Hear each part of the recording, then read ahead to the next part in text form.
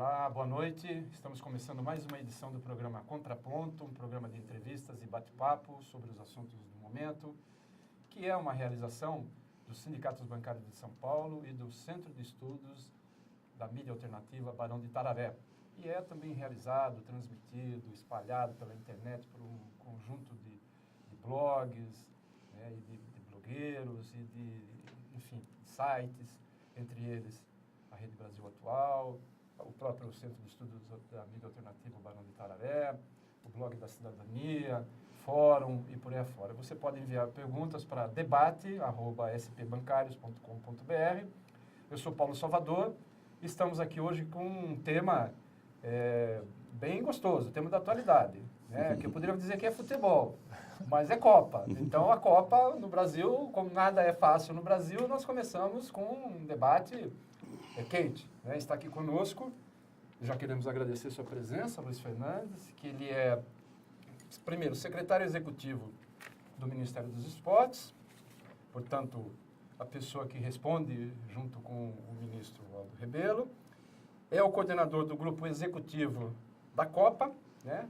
Seu secretário executivo, e representante do governo brasileiro, né, no comitê, digamos, mundial da Copa. Comitê local.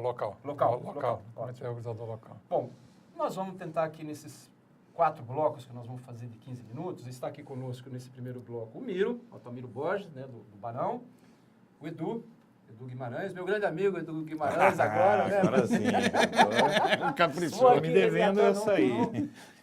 Vamos tentar fazer perguntas bem breves para que o nosso entrevistado, Luiz Fernando, ele possa discorrer bastante sobre o tempo, porque não faltam, né? E vamos começar já pelo mais forte, os gastos, as despesas, os orçamentos, financiamento. Né? Tem um número aí mágico, né, de 8 bilhões. E há um dado que pouco se fala, né, que não há dinheiro público diretamente nos estádios, né? Tem mobilidade, tem outras coisas. Então, eu queria que você começasse falando sobre essa questão do quanto custa, o que é efetivamente o governo vai gastar, como é que o BNDES vai devolver, enfim, com você. Bom, em primeiro lugar, eu queria agradecer a oportunidade de estar aqui com vocês, que é uma oportunidade para tratar um tema tão polêmico e quente, com alguma serenidade, alguma objetividade e direto nas informações que são relevantes para quem está nos ouvindo, onde estiverem nos ouvindo. Bom, na resposta à sua primeira pergunta, eu acho que, em primeiro lugar, é importante diferenciar conceitualmente custos da Copa do Mundo de investimentos em infraestrutura propiciadas pela ocasião da Copa do Mundo. Acho que esse é um ponto muito importante, porque, na verdade, o que é que nós podemos caracterizar como custos da Copa do Mundo? Aquilo que está diretamente relacionado às especificações estabelecidas pela FIFA para sediar e organizar o evento. Do ponto de vista dos investimentos financeiros, né, isso basicamente se reduz a 2 elementos de investimento. Quer dizer, a construção de estádios que atendam às especificações da FIFA para sediar o evento e a responsabilidade por montagem do que se chama de instalações complementares. São aquelas instalações que ficam em torno do estádio para operar o estádio durante o evento. Então, o valor total desses 2 itens no caso dos estádios, 8 bilhões de reais. No caso das instalações complementares, que em geral são de responsabilidade dos governos estaduais, na sua maior parte. O que de instalações complementares? Por exemplo, equipamento de mega and bag, só para traduzir isso, é aquele equipamento igual que tem no aeroporto, né? Para a pessoa acessar a área restrita do estádio, ele tem que passar por uma verificação de segurança, como é feito no aeroporto, né?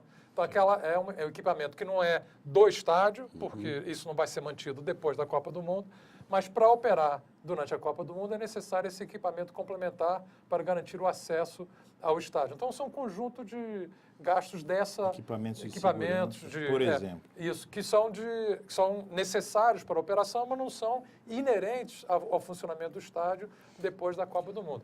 Então, só para dar os números sobre isso, quer dizer, desses os estádios são 8 bilhões de reais e o valor total das instalações complementares, tanto juntando o que foi usado na Copa das Confederações quanto agora na Copa do Mundo, vai ficar em torno de 600 milhões de reais. Então, o custo financeiro da Copa é esse, né, financeiro.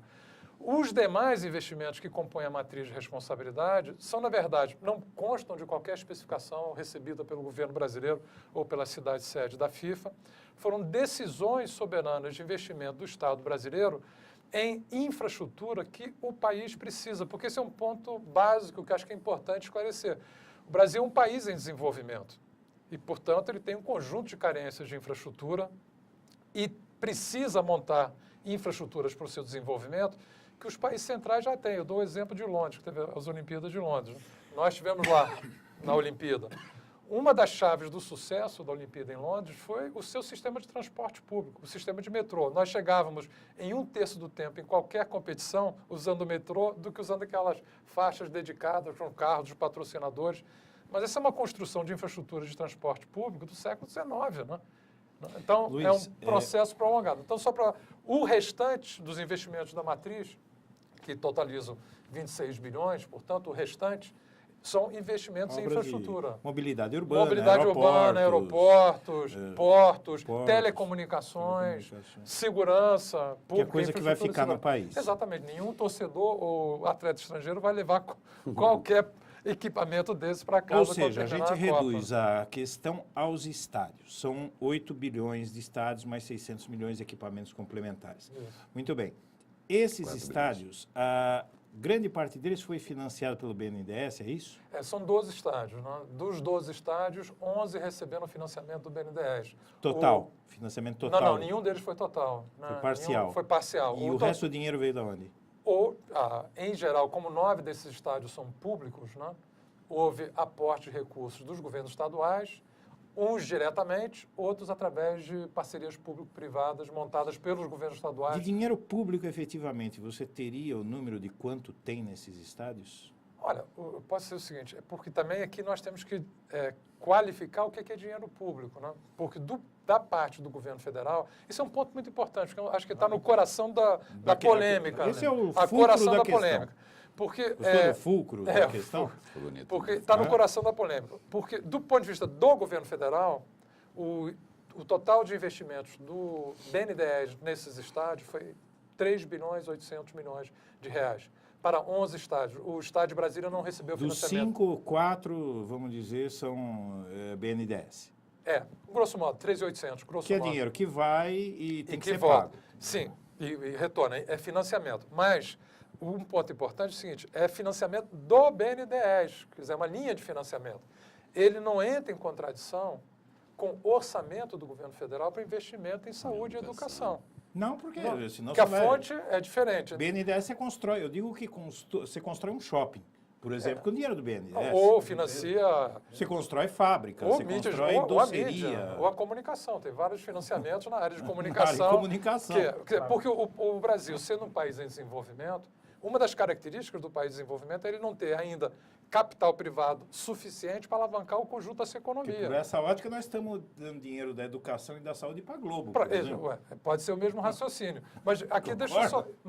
Pegando a crítica, né? Como se estivesse tirando dinheiro da educação. Não, mas isso é do BNDES. Se for usar essa para lógica... o estímulo ao crescimento, ao desenvolvimento, à indústria nacional, essas coisas, então ela... Isso ficou claro para as pessoas aqui, mas o que ele diz, que o dinheiro do BNDES, ele é aplicado em empresas, pode-se construir um shopping e se financia com o dinheiro do BNDES. Por exemplo, a TV Globo, a Folha, sei lá. Desse ponto de vista, eu vou fazer uma afirmação polêmica aqui, mas eu acho que ela é importante. Por esse ângulo, a crítica à Copa por conta dos financiamentos do BNDES na construção dos estádios é uma crítica de conteúdo neoliberal. Porque ela é contra o financiamento público de setores importantes do desenvolvimento da economia nacional. E vamos colocar no contexto, né? A linha Procopa Arenas do BNDES foi lançada em 2010. Desde 2010, os desembolsos dessa linha foram de 3 bilhões e 800 milhões de reais. O BNDES desembolsou, neste mesmo período, 710 bilhões de reais para os diversos setores da economia. Então, o investimento do Procopas Arena é pouco mais de 0,5% dos investimentos. Mas o dinheiro público quanto é? O Miro está aqui. Sim. Não. É que o que eu já ia emendar, Luiz, você até brincou que esse dinheiro também financia outros setores da economia, inclusive meios de comunicação. O programa Contraponto, como ele falava, ele é isso, ele é um contraponto ao que essa mídia tradicional vive afirmando por aí, que na nossa avaliação, podemos estar errados, tem muita manipulação, é uma mídia muito monopolizada que manipula muita informação. Eu mudaria um pouco o foco, só para de cara já pegar uma resposta sua. Como que você vê o tratamento que essa mídia tradicional tem dado aos Jogos da Copa do Mundo? Esse tratamento que todo dia destaca que atraso de obra, dinheiro gasto à toa, não tem legado nenhum, vai ter terror, já estão falando em ciberterrorismo, teve capa de jornal essa semana, PCC, né? Como que você vê esse tratamento que a mídia dá? Que me parece, inclusive, até meio egocêntrico não, lunático, maluco, porque a mídia vai ganhar muito dinheiro com a Copa. Como que você vê esse tratamento? Olha, eu não quero generalizar a mídia, Uma mas parte eu acho da que há mídia. uma parte da mídia, uma parte importante da mídia, que resolveu usar a preparação da Copa do Mundo para promover, na verdade, não uma análise objetiva dos desafios e das soluções encontradas para organizar a Copa do Mundo ou para alavancar os investimentos em infraestrutura, mas para ter uma narrativa que é de desqualificação da capacidade do poder público nacional promover o desenvolvimento do país. Eu entendo dessa maneira, porque o que eu tenho visto, um conjunto de matérias dizendo o seguinte, ó, não há legado da Copa do Mundo do Brasil. Em primeiro lugar, acho que é bom qualificar isso. De fato, o legado que está sendo construído através de investimento em infraestrutura, para além dos estádios, ele não foi especificação da FIFA para a Copa do Mundo, ele foi uma decisão autônoma do poder público nacional, nos 3 níveis de governo, para promovê-lo, né? Mas há importantes realizações nesse terreno antecipadas por conta da preparação da Copa do Mundo.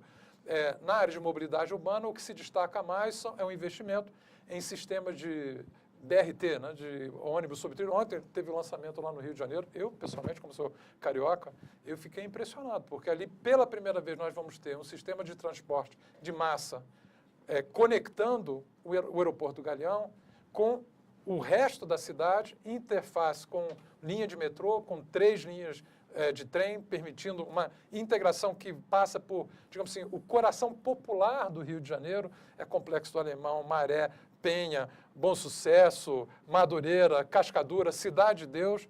Isso foi viabilizado por conta de uma aceleração de investimentos previsto na matriz de investimentos da Copa do Mundo. Mas, Luiz, só um minuto. Associando a questão da Copa, o desejo do futebol, as coisas que lá são enormes, mas o ataque da mídia, eu localizo, que querem fazer uma crítica ao governo e o fazem para um bem, sobre um bem cultural nosso. E acaba fazendo com que algumas pessoas fiquem confusas sobre efetivamente o que está. Mas nós vamos continuar esse debate, vamos chamar um intervalo, já nós voltamos. Pessoal,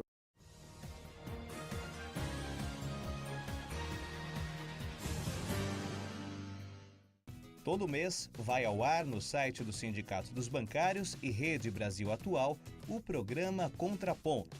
Sempre uma entrevista ao vivo com blogueiros e bancários a partir das 7h30 da noite, retransmitido em diversos sites do país. A iniciativa é uma parceria do sindicato com o Centro de Estudos da Mídia Alternativa Barão de Tararé. Um espaço livre e democrático para questionamentos com assuntos relevantes, onde a população pode participar pelo Twitter e Facebook.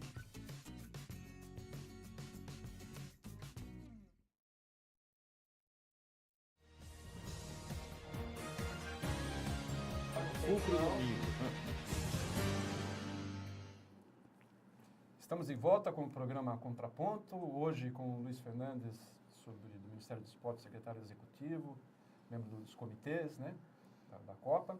Vamos falar sobre esse livro da Copa. Está aqui conosco o Miro e o Edu Guimarães. Edu, no intervalo você estava falando do ponto principal do debate. O fulcro. O fulcro da questão é o seguinte. Ele está rindo que a questão é a seguinte. Você falou para mim que o BNDES está financiando a grosso modo, tá? De 8 está financiando 4 bilhões. Tem mais 4 bilhões desse custo dos estádios. E você tem mais 26 bilhões que, como disse ontem a presidente Dilma, é um absurdo dizer que é dinheiro da saúde e da educação que está indo para a Copa, porque vão ficar os aeroportos, vão ficar as obras de mobilidade e tudo mais. Inclusive, eu esqueci agora de falar no intervalo, talvez no próximo, tem no meu perfil no Facebook, eu queria pedir para eles verem aí, um vídeo das obras da Copa, que se tivéssemos, é um vídeo de 2 minutos, se tivesse como mostrarmos aqui, seria excelente. Bom, Luiz, objetivamente agora, 4 bilhões são do BNDES. Tem mais 4 bilhões que os governos estaduais teriam que investir na construção dos estádios. Pode-se, então, dizer que esses 4 bilhões de reais é dinheiro público que poderia ter sido investido em saúde e educação e foi investido na Copa? Bom, primeiro que... Então, deixa eu voltar a esse ponto. Os 4 bilhões do BNDES são financiamento. Eles não concorrem com o orçamento da União que financia saúde e educação. E para situar numericamente, para colocar as coisas em contexto, de 2010, quando essa linha de financiamento se iniciou no BNDES, até hoje, só o governo federal investiu, através do Orçamento Geral da União, 830 bilhões de reais em saúde e educação. Então, o valor total do financiamento do BNDES é menos de 0,5% do que foi investido em saúde e educação só do governo federal. Mas aí é dinheiro que volta, empréstimo Não, é bancário... isso. Eu só estou dando ordem de grandeza, para mesmo nessa ordem de grandeza já seria um absurdo, para além da questão fundamental, que não é, vem de fontes distintas. Os outros 4 bilhões são captações, como dos 12 estádios, 9 são públicos e 3 são privados, são captações públicas e privadas, né? O governo que captar, quer dizer, ele vai ter que pagar esse financiamento ao longo de um período prolongado para o BNDES. Para o BNDES. Então, nesse momento do pagamento, é claro, haverá uma parte do seu orçamento mobilizado para pagar um empréstimo do BNDES. Mas isso é um empréstimo de longa duração, baseado na taxa que o BNDES pratica, que é TJLP. O ponto fundamental é o seguinte, é que nesse contexto, mesmo nesse período de preparação e construção dos estádios, houve significativa ampliação dos investimentos em saúde e educação, também dos governos estaduais e das prefeituras envolvidas. Mas a gente está querendo detalhar esse gasto. Você está falando do BNDES, para que o espectador entenda, você está falando que o BNDES, ele colocou 4 bilhões nas mãos dos governos estaduais. Dos proprietários privados. Dos 12 estádios, 9 são públicos e 3 privados. E 3 privados. Os que são privados, eles vão pagar esse dinheiro de volta para o BNDES, então não tem dinheiro, não tem nada com o governo. Quanto representam esses 9 estádios públicos no BNDES? Depois eu queria que você falasse, até para a roda girar, a questão do dinheiro público.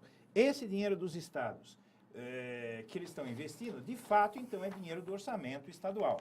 Tá certo? Muito bem. Será no futuro dinheiro do orçamento estadual. Porque eles vão pagar não agora. Eles vão pagar quando vencer a condição do financiamento que ele tem que pagar para o Estado. Não, mas pro essa BNDES. é a parte do BNDES. Mas e o que não é BNDES? Não, é isso que eu estou dizendo. Eles não vão pagar agora. Eles vão pagar quando vencer... Porque normalmente as taxas, a política de financiamento do BNDES são taxas de longa duração, com período de intervalo para o início da operação do pagamento. Vai madurar, né? Vai maturar. Então, isso tem no longo período. Isso são 4 bilhões. São, ao todo, 4 bilhões. E os outros 4? Mas não são 4 bilhões ao todo, porque desses 4 bilhões, estão incluídos nos 4 bilhões, para ser preciso, 3 bilhões e 800, os financiamentos também para os estádios privados. Também para os estádios privados. Então, ali, se abater o que é dos estádios privados, vamos, ordem de grandeza, em torno de 1 bilhão de reais. Então, serão 3 bilhões de reais para os estados que... Isso, são 3 bilhões de reais. E o dinheiro público? Só ele explicar como é que fica o dinheiro público aí nessa história. Os outros 4 bilhões. Mas eu volto a dizer, não, dos outros 4 bilhões, há investimento privado, de uma parte, e há investimentos dos governos estaduais que têm diferentes mecanismos. Porque alguns, no caso de Brasília, foi através da TerraCap, que é uma empresa estatal ligada ao governo do Distrito Federal. Outras optaram por parceria público-privadas, e no âmbito da parceria público-privada, na concessão do estádio, colocaram no custo da gestão do estádio o pagamento dos empréstimos feitos pelo BNDES. Então, nesse modelo, também ali não contaminará ou não, digamos assim, comprometerá os recursos públicos estaduais. Pode-se dizer que seriam uns 2 bilhões de dinheiro público, então? Efetivamente público? É difícil precisar. Mas Dois. eu só queria recuperar um número, 831 bilhões nós estamos só do falando governo de federal. 2 bilhões e 831 bilhões que Isso foram nós estamos discutindo. investidos na educação. Eu, inclusive, queria passar essa fase dos Então, números. Eu tô já Não, mas cansei de deixa aliás, eu já falar- consumiu não, uma mas boa parte deixa eu das só, coisas. só Já para cansei de deixar número. claro, porque a gente está focando aqui no questão do financiamento do financiamento. BNDES, que é metade desse valor. Depois, há ainda recursos públicos dos governos estaduais, quando eles são os proprietários dos estádios, né? Na outra parte, nos outros 4 bilhões. Há recursos públicos para além do financiamento do BNDES, só para deixar claro. Agora, o que eu queria destacar é que esse financiamento feito pelos governos do Estado não prejudicou a ampliação dos investimentos em saúde e educação nesses estados no período de preparação da Copa. Todos eles registraram aumentos significativos nos investimentos em saúde e educação, bem superiores aos seus aportes de recursos na construção Você dos conhece estádios. aquele Vai lá, estudo Miro. da... Edu. Então, eu estava querendo sair dos números, Luiz. Vamos lá. O Lula até brincou numa entrevista que teve para blogueiras e falou, bicho, eu não discuto Copa pela questão econômica, eu discuto Copa pelo que ela representa do encontro de civilizações no Brasil, do Brasil se projetando no mundo. E aí a minha pergunta, ontem ou antes de ontem, o ministro Aldo Rebelo informou que estourou já a meta de turistas estrangeiros, né? Estava se falando em 600 mil, pode chegar a 850 mil turistas estrangeiros.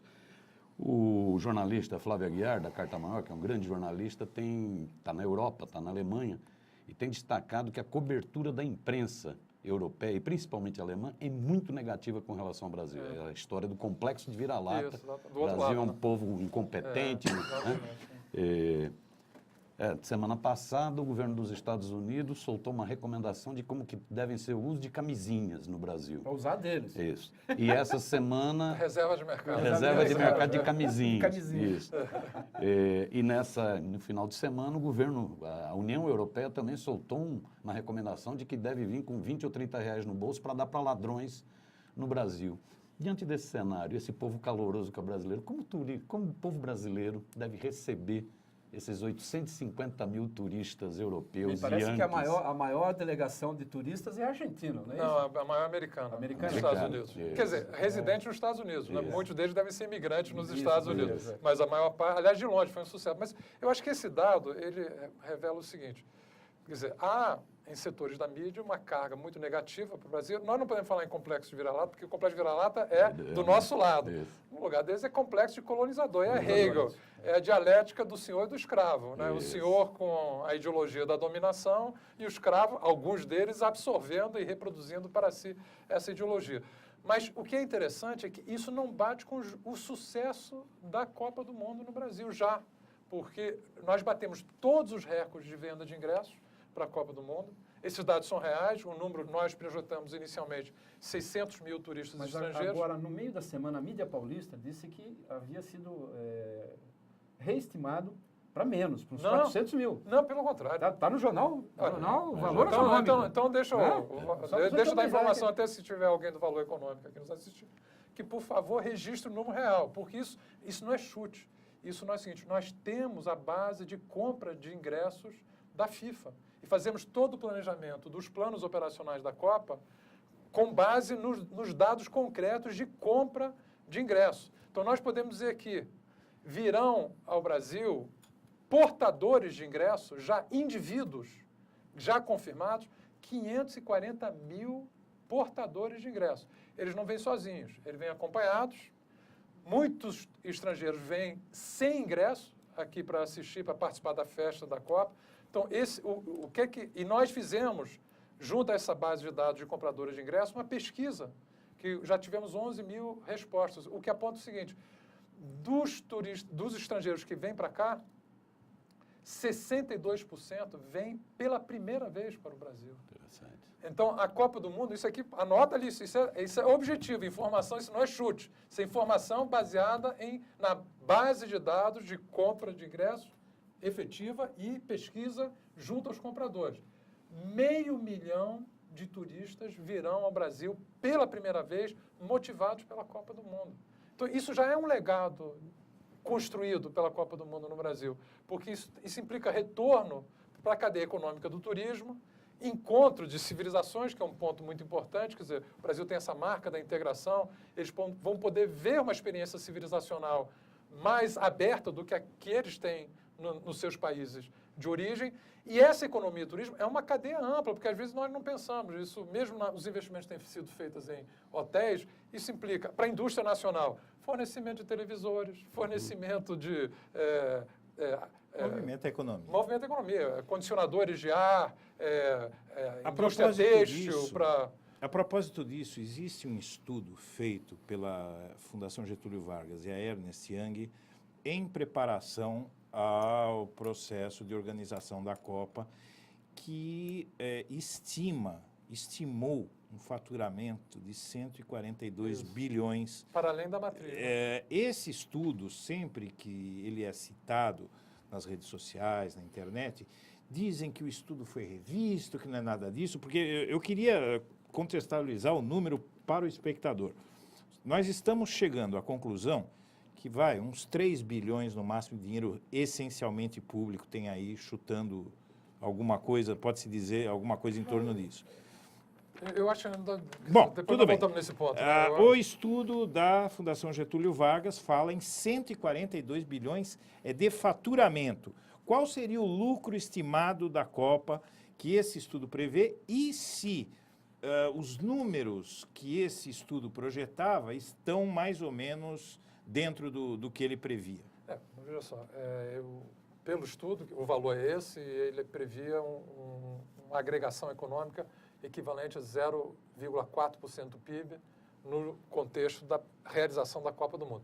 Mas isso ainda é um estudo prospectivo. 0,4% do PIB. 0,4% por ano do PIB, né? Okay. Então ele tem um efeito anticíclico importante nesse contexto que é de recessão mundial que está nos afetando aqui também no Brasil. Mas isso ainda é prospectivo. Eu acho que há um estudo mais interessante ainda, que é um estudo feito pela FIPE, um estudo independente, que analisou os resultados da Copa das Confederações.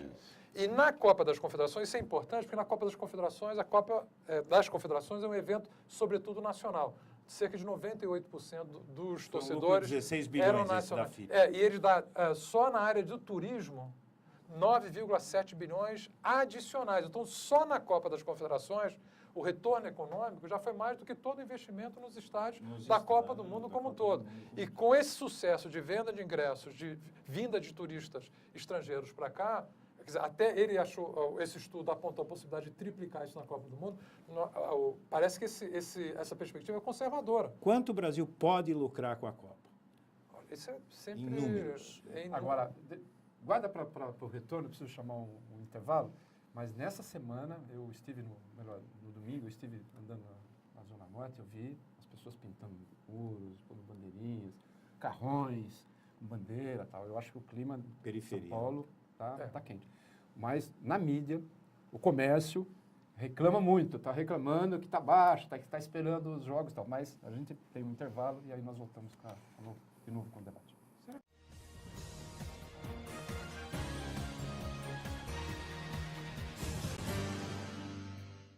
Promover uma comunicação livre com os bancários e com a sociedade sempre esteve nos princípios cidadãos do sindicato.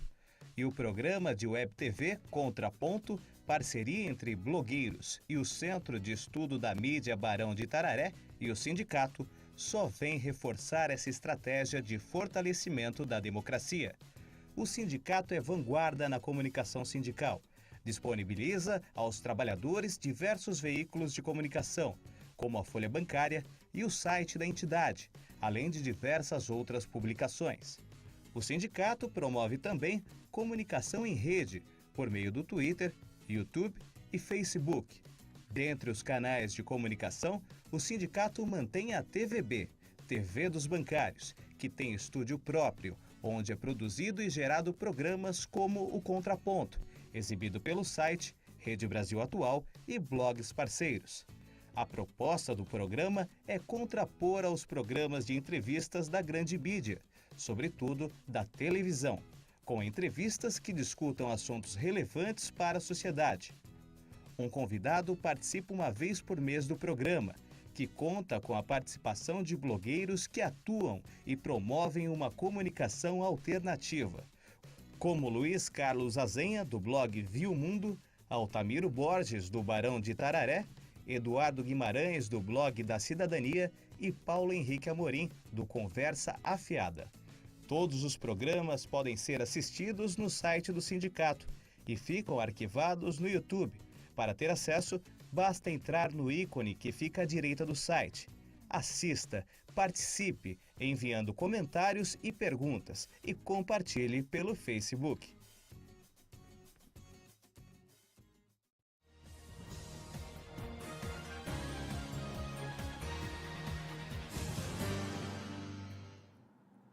Estamos de volta com o programa Contraponto, hoje com o Luiz Fernandes, do secretário executivo do Ministério dos Esportes, falando sobre a Copa. Tivemos uma alteração aqui na bancada, saiu o Miro, entrou Paulo Donizete, que é o editor da Revista do Brasil, que faz parte da plataforma de mídia da Rede Brasil Atual. Edu, você estava quente no debate sobre agora Brasil, comércio... Não, nós estávamos justamente nessa prospecção, nessa estimativa de quanto nós podemos, o quanto o Brasil pode, porque como se colocou, veja bem, eu acho que é importante a gente esclarecer essa questão financeira da Copa, porque isso está, novamente, voltamos ao fulcro da questão política que envolve a Copa, que se tivermos tempo eu vou tentar abordar também um assunto político aí. Nós precisamos passar para a população,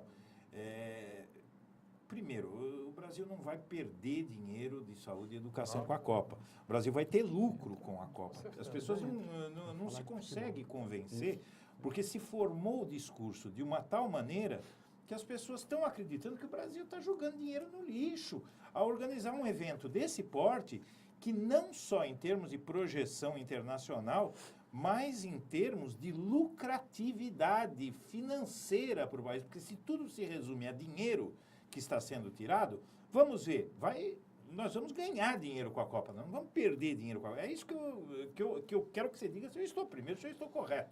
Não, eu acho que está inteiramente correto. Eu acho que, do nosso ponto de vista, a Copa foi e é uma oportunidade para alavancar o desenvolvimento do país e gerar retorno econômico, mas, sobretudo, social, melhorar a vida das pessoas no Brasil. Essa que é a lógica. Só para voltar nos números, porque esses números, eu acho que para simplificar, nós podemos dizer o seguinte: dos 8 bilhões, nós temos pouco menos de metade disso, financiamento do BNDES, que segue as regras de financiamento que o BNDES opera em todos os setores da economia onde ele atua. E, mesmo que o valor mais ou menos equivalente, de aporte de recursos dos governos do Estado. Embora a forma varia dentro do Estado. Então, por isso que é difícil dizer, porque uns fizeram aporte direto no estádio, outros optaram por um mecanismo de parceria público-privada, o governo do GDF usou a Terra Cap. Então, mas isso só para qualificar. Então, mesmo se nós fôssemos computar tudo isso como financiamento público, só o retorno na área de turismo da Copa das Confederações, que é um evento bem menor, ele já gerou um retorno econômico superior a isso para o Brasil, 9,7 bilhões na área de turismo apenas.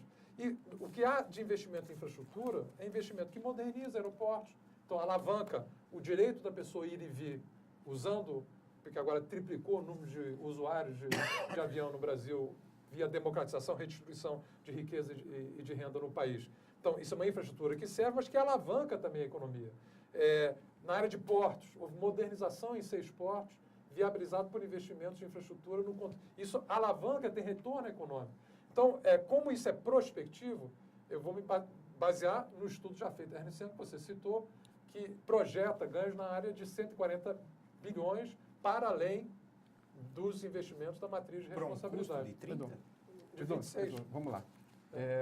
Acho que a gente precisava andar um pouquinho mais com o tema, acho que falamos bastante já da questão do custo, mas falamos também da mídia.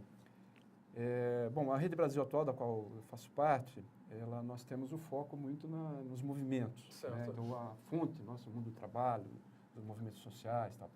E a gente percebeu que, concretamente, os movimentos de protesto contra a Copa perderam muita força. O que prevalecem, que são protagonistas, são movimentos de outras naturezas. Por exemplo, a questão da moradia, né, que está ganhando muita força aí. Mas que eu acho que nós já fizemos isso também. Você aproveita uma conjuntura, Claro. né? Essa é uma pergunta importante. Tá certo? A pessoa aproveita a conjuntura onde há uma necessidade para tentar buscar um diálogo, Então, você tem polícias, tem várias coisas que fazem o movimento para tentar negociar, abrir canais de negociação. Como é que vocês estão vendo isso? Eu encaro com naturalidade, Isso. é justamente isso, né? Porque a Copa do Mundo, ela projeta a imagem do Brasil para o mundo. Quer dizer, o número de telespectadores acumulado está calculado em torno de 30 bilhões. Do ponto de vista dos indivíduos, se calcula que metade das pessoas vivas no planeta assistirão os jogos da Copa do Mundo. Então, é uma oportunidade para qualquer movimento social, uma pauta de reivindicações, dar repercussão global. O Paulo está se referindo às remoções. Aquela questão. Tem mais movimentos. Isso acho que isso eu entendo e é natural. São diversos movimentos sindicais, movimentos de reivindicação os mais variados, que vêm na Copa do Mundo uma oportunidade para ter audiência global. Mas, concretamente, contra a Copa, eu acho que ele perdeu força. Chegou, a Copa assim, chegou. Eu acho que a Copa é uma realidade, né? Eu acho que até... Aliás, eu queria até aproveitar o gancho a Copa chegou. Não chegou, mas chegou, né? Está chegando aí. Eu fico um pouco preocupado. Tem cerca de 65 mil pessoas que vão assistir o jogo de abertura Brasil e Croácia daqui 10 dias, né? Na Arena Corinthians. E tem outras 3 bilhões de pessoas que vão estar vendo essa estreia, nessa abertura da Copa do Mundo no Brasil. Eu pergunto se os 2 testes feitos até agora na Arena Corinthians, eles dão segurança para essas 65 mil pessoas que vão ao estádio, né? E de que vai dar tudo certo, porque os 2 testes foram feitos de maneira limitada. No primeiro teste foram 20 e poucas mil pessoas, no segundo teste foram 40 mil pessoas, né? Os lugares móveis lá não foram usados na sua totalidade. E eu queria saber, assim, se temos segurança para dizer a essas pessoas que vão ao estádio e a essas 3 bilhões de pessoas que vão assistir essa abertura pela televisão no mundo, se pode ficar tranquilo que está tudo certo. Não, nós garantimos as condições de realização da Copa do Mundo em qualquer uma das 12 cidades-sedes do Brasil, em qualquer um dos 12 estádios que sediarão os Jogos da Copa do Mundo. São Paulo também. São Paulo, o que aconteceu aqui na Arena Corinthians foi decorrência daquele infeliz acidente que foi na instalação da última peça do teto do estádio, que foi em novembro de 2013, que teve que, por conta do acidente e da limpeza que ele acarretou e do estudo das consequências desse acidente na obra, isso acabou atrasando a obra, que ela estava basicamente dentro do cronograma. O estádio estava prestes a ser entregue e isso acabou atrapalhando. Com isso, o que nós tivemos que fazer, os organizadores como um todo, quer dizer, um conjunto de ações que deveriam ser feitas de forma sequencial, tiveram que ser feitos de forma paralela, né? Testes menores conduzidos em paralelo e testes, no caso dos 2 eventos testes, claro que eles não foram com a capacidade completa do estádio, mas todas as funcionalidades do estádio foram testadas. E aquelas que mais nos angustiavam, porque é um estádio numa região mais afastada do centro da cidade, que era a garantia do funcionamento adequado do transporte público para acessar o estádio através de trem e metrô, esse funcionou muito bem, né? Então, acho que tanto nós, quanto o Comitê Organizador Local, quanto a FIFA, saímos bem mais tranquilos desses 2 testes, testamos várias funcionalidades e vamos continuar acertando os detalhes até o jogo de abertura. E o comitê organizador local conversa entre si, costuma afinar, né, a avaliação do andamento dos preparativos ou é mais fácil para cada um sair falando isoladamente, uma crítica aqui, outra acolá, como aconteceu no caso do Ronaldo, que é parte do comitê desde a sua formação e andou fazendo críticas severas que fizeram mal para a imagem do país recentemente? Eu não quero voltar levantar a questão do Ronaldo. Eu posso dizer o seguinte, eu convivi com o Ronaldo durante 2 anos no conselho do comitê organizador local.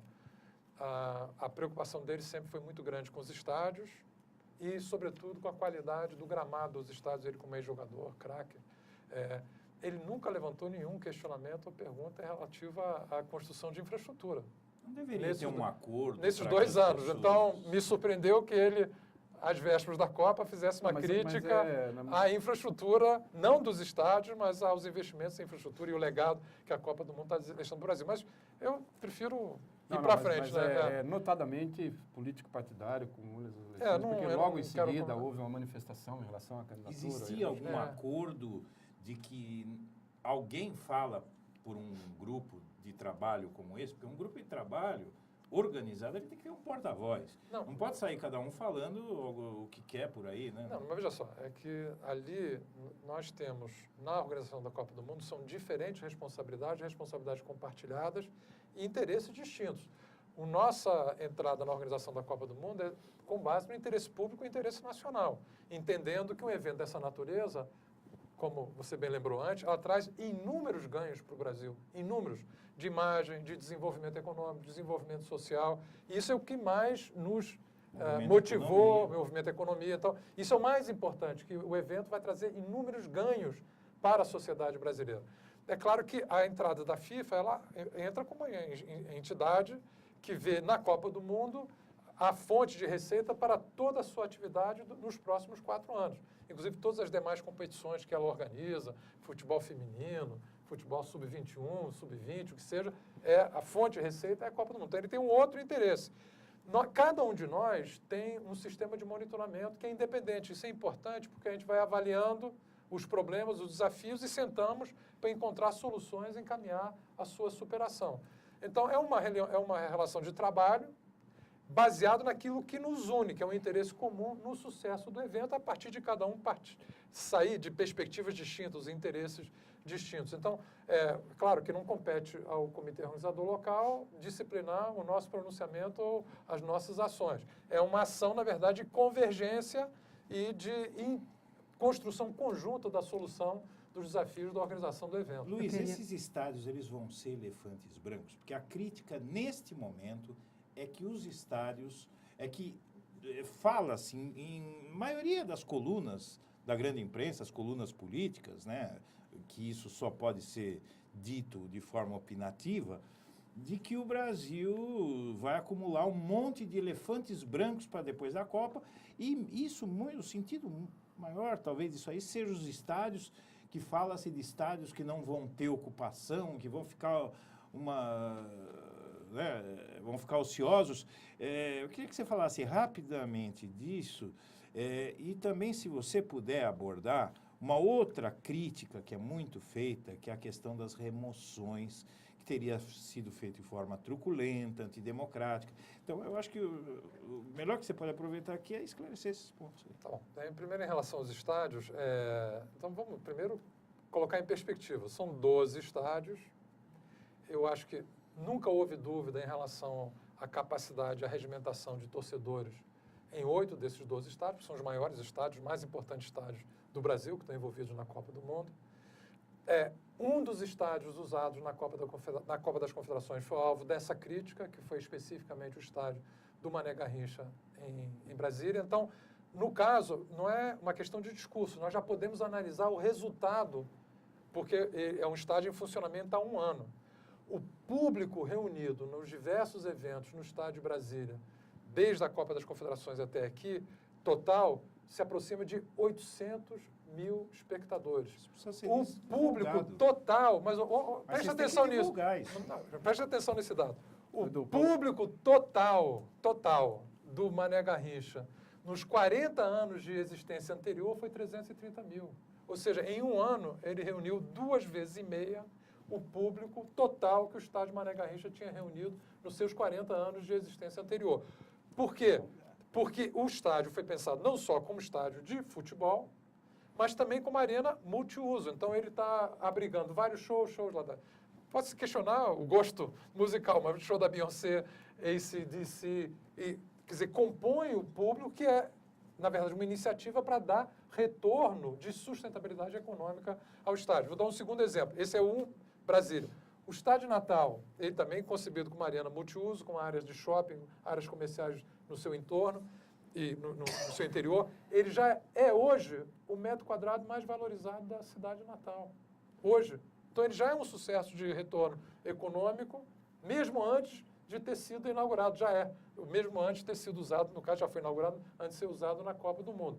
Então, eu acho que, em primeiro lugar, os financiamentos feitos pelo BNDES exigiram uma proposta de sustentabilidade econômica para cada um desses estados. Isso foi parte do critério de financiamento do BNDES. E ambos os estádios, todos esses 4 estádios citados, e o de Manaus e Cuiabá em particular, eles também projetam a imagem dessa cidade para o mundo. Os retornos de turismo da cidade de Manaus são gigantescos a partir da sua escolha como sede da Copa do Mundo. Eu preciso chamar um intervalo, então o Paulo está aqui ansioso para falar de futebol, né, também. Qual é o seu time? Eu sou Vasco. Sou vascaíno. Então vamos para o intervalo e depois voltamos para a alegria do futebol.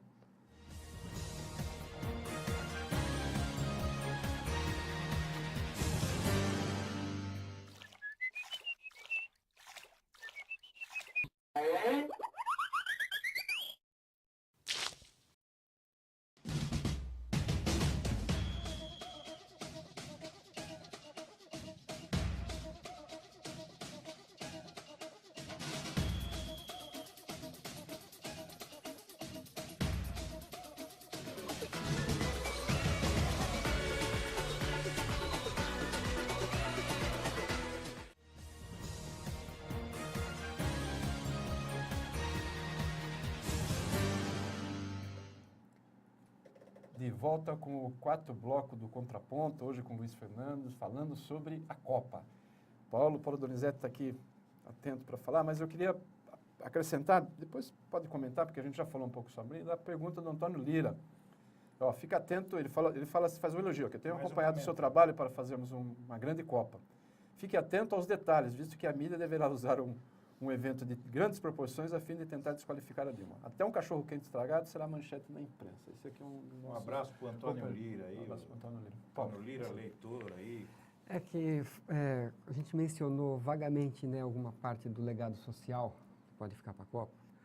Eu gostaria de entrar um pouco mais nesse assunto aí, que acho que do legado econômico, dos empreendimentos, dos grandes empreendimentos que estão sendo planejados em função da Copa, os estádios, né,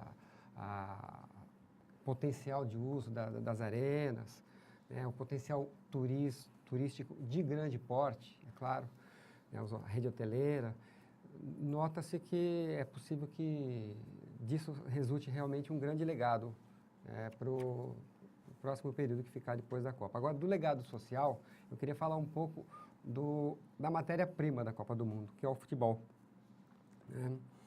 Nós temos no Brasil o seu time, o Vasco, amargando uma situação difícil na Série B. Bem difícil. É o Vasco, mas poderia ter sido o Flamengo, poderia ter sido o Fluminense. Como diz o Parreira, foi uma questão de detalhe. Né? E de regulamento, de interpretação da lei. Exatamente. Detalhes. Né? Eu queria saber se alguma coisa dentro do Ministério do Esporte foi pensada em termos de legado para o esporte, para o futebol, né? Que ele sai da várzea até se tornar o sonho dos atletas, de participar de um grande clube, de trabalhar fora do país, em termos de que alguma coisa seja aproveitada para melhorar a organização do futebol brasileiro em todos os níveis, a partir das atenções que estão sendo despejadas agora na organização da Copa do Mundo, que é um momento de paixão também, né? Eu acho que essa pergunta é muito importante. É claro que ela abarca distintas dimensões do desafio da reorganização do futebol brasileiro. Eu acho que esses novos estádios construídos, eles geram um patamar de legado importante para a prática do futebol no país, porque são estádios em melhores condições, quer dizer, até a velocidade da bola será maior pela qualidade do gramado, isso tende a valorizar o desenvolvimento da técnica. Então, há ganhos para o futebol e para a prática do futebol nacional a partir dessa infraestrutura que está sendo montada na Copa do Mundo. Agora, eu acho que há grandes desafios. Em primeiro lugar, o desafio que afeta os nossos clubes como um todo, eu diria. Porque os clubes, eles não são só os formadores dos atletas, ou deveriam ser os formadores dos atletas, eles são estruturas seculares enraizados na paixão nacional. Quer dizer, há uma adesão popular a cada um desses clubes que, na verdade, não tem preço, se a gente usar aquela imagem, não tem preço. Isso é parte da identidade, isso não tem preço. E, no entanto, eles hoje estão praticamente inviabilizados financeiramente, dependentes, em grande medida, de empresários para montar suas equipes, empresários que optam por usar esses clubes como vitrines para o mercado externo, então colocam jogadores num time, projetam e valorizam esses atletas para a venda no exterior, eles desmontam o time no momento seguinte. Então, eu acho que é o momento de nós reestruturarmos, de fato, profundamente o futebol brasileiro. Há uma iniciativa em curso que conta com o nosso apoio de equacionamento das dívidas dos clubes, mas não é equacionamento das dívidas tendo como contraponto, em primeiro lugar, a exigência da profissionalização dos clubes, da valorização do seu trabalho formador de atletas, que diminua a sua dependência desses grupos empresariais que detêm hoje os direitos econômicos de boa parte dos jogadores em exercício hoje no futebol brasileiro e que institua a punição esportiva, perda de pontos ou queda de divisão para violação de direitos de salário dos jogadores. Vou dizer que o time caiu por culpa do governo e não por culpa do dirigente, na verdade. Não, mas é o seguinte, olha, mas isso é um choque necessário, porque do jeito que está, a nossa perspectiva... Porque veja, o Brasil hoje representa... O Brasil é a maior potência do futebol mundial. E ele representa hoje 1% do PIB do futebol mundial. A classe dirigente do futebol brasileiro, eu acho que ela pode muito e ela é muito pouco exigida. Ela tem muito poder para negociar com televisão, para estabelecer calendário, para estabelecer quantos times participam de uma determinada competição. E a televisão tem muito poder sobre esses né? dirigentes e a definição do calendário. calendário. Talvez O outro lado. Né? Mas não seria papel do governo fortalecer os outros fóruns interessados na democratização dos benefícios sociais do futebol? Por exemplo, a organização dos atletas, aí, como é que chama? Bom Senso. Bom Senso, que está agora aí tentando organizar o calendário do futebol brasileiro de modo a fazer com que os times grandes joguem menos e os pequenos tenham mais espaço para trabalhar. Enfim, fortalecer segmentos da sociedade que tenham interesse em dividir o poder com a classe dirigente, que há muitos anos pode muito e não oferece praticamente nada. Veja só, nós temos um diálogo amplo na sociedade brasileira, também com Bom Senso. Bom Senso, aliás, endossou essa iniciativa em relação ao reequacionamento da dívida dos clubes associados a medidas de punição esportiva. Mas a nossa relação de governo aí tem a ver com a Constituição do Brasil. Quer dizer, o futebol está organizado em federações e na confederação, que é uma entidade privada. A nossa relação é institucional, é de respeito, temos as nossas posições, defendemos as nossas posições, mas é justamente em momentos como este, que tentamos equacionar as dívidas dos clubes brasileiros para viabilizá-los como instituições nacionais formadoras de atletas, é nesses momentos que nós temos um pouco mais de influência, porque qualquer solução nesse terreno depende do envolvimento direto do governo. Então, respeitando o papel de cada um e as relações institucionais, nós não podemos, como governo, interferir na vida interna de uma instituição privada. Então, mas assim, o padrão FIFA, que se fala tanto, ele é um equívoco, porque o padrão da cartolagem, né, de uma maneira geral, ele é um padrão de negócios não muito claros, de alianças com marketing esportivo, de benefícios pessoais. Então, às vezes eu vejo por aí as pessoas usando o padrão FIFA, que eu acho que é um padrão FIFA que a gente não deve acompanhar. Ou seja, se a gente for respeitar o futebol nessa organização do clube, e como entidade privada, nós nunca vamos mudar e transformá-lo uma coisa mais popular e mais aberta, e mais transparente. Não, né? Eu acho que ele tem que ser transformado. Aliás, e há todo o investimento que será feito, crescente, por exemplo, uma das grandes heranças, menos da Copa do Mundo, que está esperado em 12 cidades, seja mais dos Jogos Olímpicos, é justamente estruturar uma atividade esportiva contínua nas escolas públicas, né? para viabilizar um grande celeiro de formação de vocações atléticas, não só para o futebol, mas para o futebol também. Há um conjunto de programas e iniciativas nessa direção, o Programa Atleta na Escola, o programa agora de reestruturação dos jogos escolares brasileiros, com a nossa participação. Um investimento está sendo feito pesado do Ministério da Educação na construção e cobertura de quadras nas escolas públicas para a prática esportiva. Então, acho que é um grande movimento nacional que o governo tem um papel importante. Agora, nós não podemos interferir, como governo, na vida interna de uma instituição privada, a não ser naqueles momentos em que a parceria exige que o apoio do governo seja fundamental para resolver determinados desafios e dilemas. E agora é um desses, porque os clubes estão inviabilizados pelo seu endividamento. Isso nos dá a capacidade de introduzir mecanismos de profissionalização da gestão dos clubes. Isso agora foi aprovada a legislação que proíbe a segunda reeleição de dirigentes, forçando a renovação. Há essa proposta de punição esportiva para descumprimento de normativos e compromissos legais dos clubes com seus atletas e com o poder público. Então, é um caminho que vai se descortinando e que deve ser aprofundado para resgatar a força do Brasil no futebol e no esporte de uma maneira geral. Luiz, voltando à Copa, antes que para a gente conseguir tentar desfazer mais uma falácia aí que existe, que não sei se é falácia, que é a questão das remoções.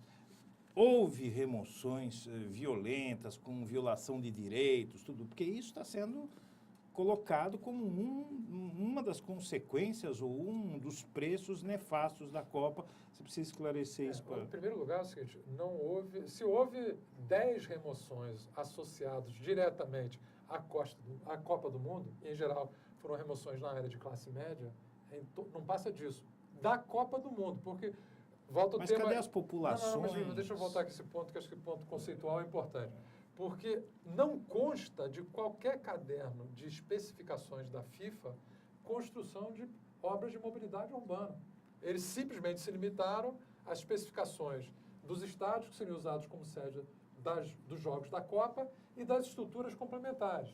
O que houve por parte do Estado brasileiro foi uma opção de acelerar investimentos em infraestrutura, que não tem a ver com a Copa do Mundo, diretamente.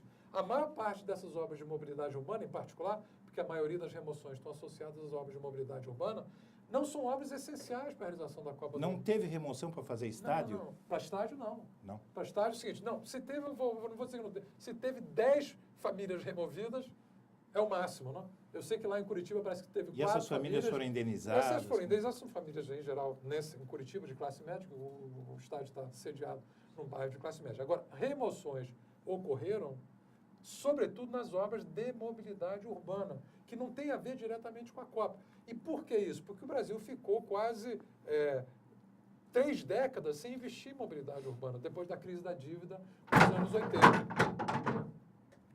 Quase que a casa cai aqui. Foi tão forte que... Quase que a casa cai. Essa foi uma revelação forte. Então, aqui, vamos voltar. O que aconteceu? Nós tivemos quase 3 décadas sem investimentos em obras de mobilidade urbana. Então, agora, quando precisamos atacar a construção de sistemas de transporte público de massa nas grandes cidades, essas obras de mobilidade urbana se defrontam com áreas densamente povoadas. Né? Eu dou só um exemplo concreto, para não ficar no discurso. Teve ontem a inauguração do Transcarioca. Transcarioca sai do Galeão, é um BRT, primeiro sistema de transporte público conectando o Galeão ao resto da cidade, até o Alvorada na Barra, passando por áreas populares, Complexo da Maré, Complexo do Alemão, Cidade de Deus, Madureira, Cascadura. Evidentemente, houve remoções, e o que se cobra dos órgãos responsáveis pela condução dessa obra, no caso do Transcarioca, a Prefeitura do Rio de Janeiro, é que sejam integralmente respeitados os direitos dos moradores no processo de remoção. Nós temos um pouquinho de tempo. Sua última pergunta. Eu queria continuar na questão do desenvolvimento esportivo. Né?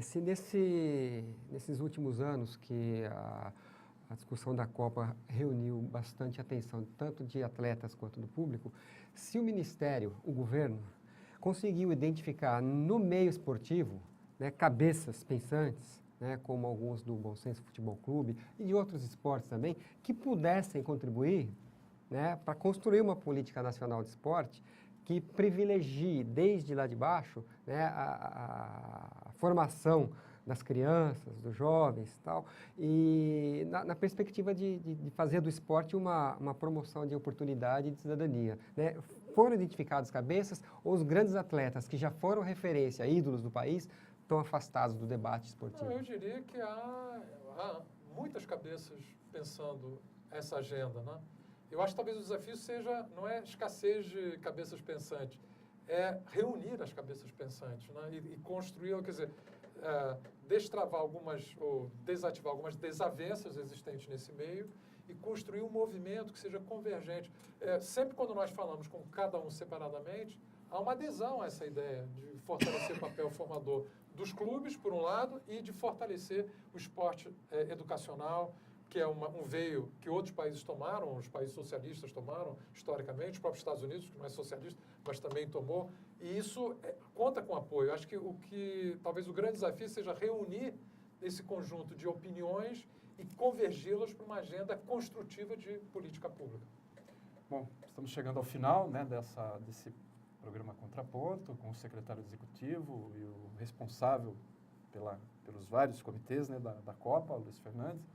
Para encerrar, eu queria fazer uma pergunta, assim, um prognóstico. Brasil-Croácia. O Brasil vai ganhar, espero que tenha que ganhar. Quanto? Palpite. Eu dou palpite 2-0 Brasil. Edu? 3-2. 2-0. Muito bem. Eu acho que ganhamos também de 2-0. Eu não vou falar para quem. Obrigado.